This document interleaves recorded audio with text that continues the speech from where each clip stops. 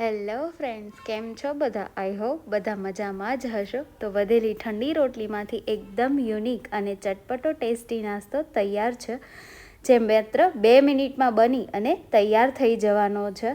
તો એને કેવી રીતે બનાવો, ચલો આગળ મુજબ જોઈએ. અને આવી જ રીતે સરસ મજાના વધેલી ઠંડી રોટલીમાંથી અને અવનવા નાસ્તાની રેસીપી છે એ હું આ વિડીયોમાં નીચે ડિસ્ક્રિપ્શનમાં મૂકી દઈશ, તો તમે ત્યાં જઈને પણ જોઈ શકો છો. જય શ્રી કૃષ્ણ, જય મુરલીધર બધાને. હું છું પ્રિયા અને પ્રિયાસ કુકિંગમાં તમારા બધાનું સ્વાગત છે.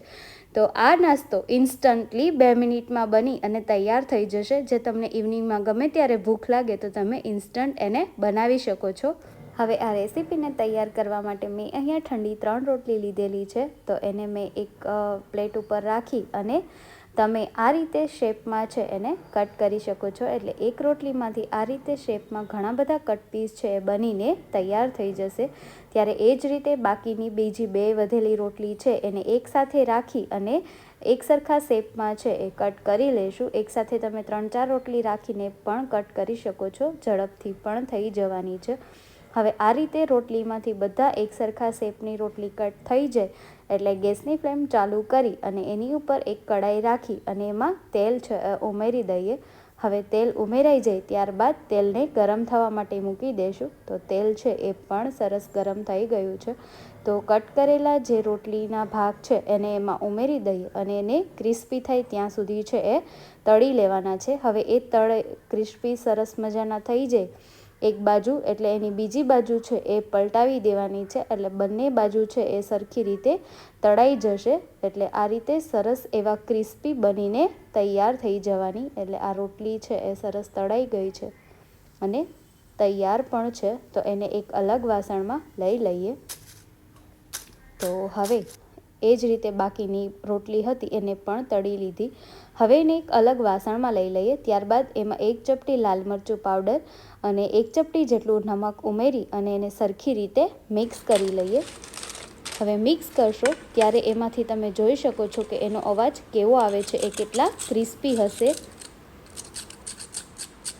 હવે રોટી બાઇટ્સ બનીને તો તૈયાર છે. વેજીટેબલ ચાટ બનાવી લઈએ. તો એના માટે એક મોટું નંગ ટમેટું લીધેલું છે, જેને એકદમ ઝીણું છે એ સમારીને કટ પીસમાં તૈયાર કરવાનું છે. તો આ રીતે સૌથી પહેલાં તો લાંબી સ્લાઇસમાં એને કટ કરી લઈએ.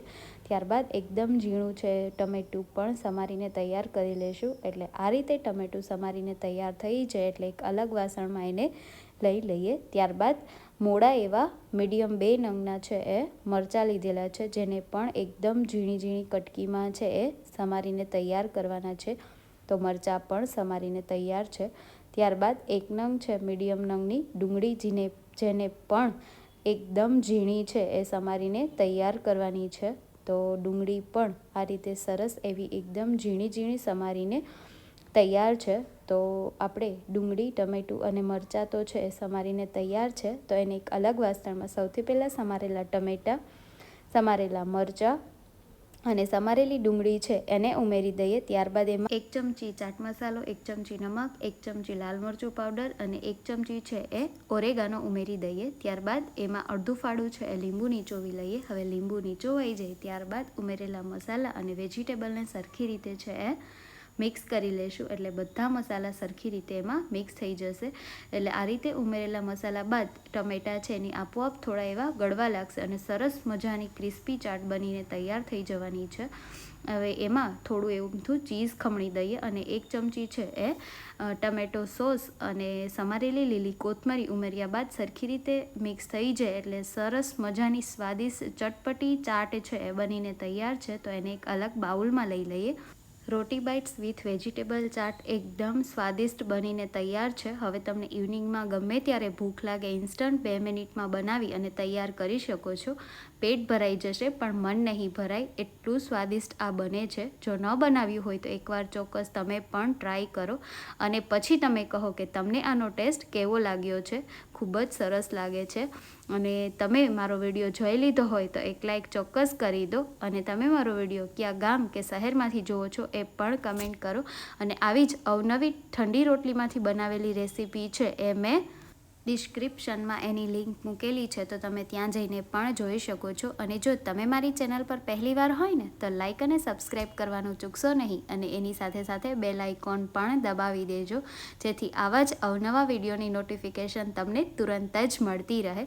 અને તમારા ફ્રેન્ડ્સ અને ફેમિલી મેમ્બરમાં પણ વધુને વધુ લોકોને આ વિડીયો શેર કરો. અને તમને આજની આ રેસીપી કેવી લાગી ખાસ કમેન્ટ કરજો કે તમને આ રેસીપીનો સ્વાદ કેવો લાગ્યો. ધન્યવાદ. Thank you for watching.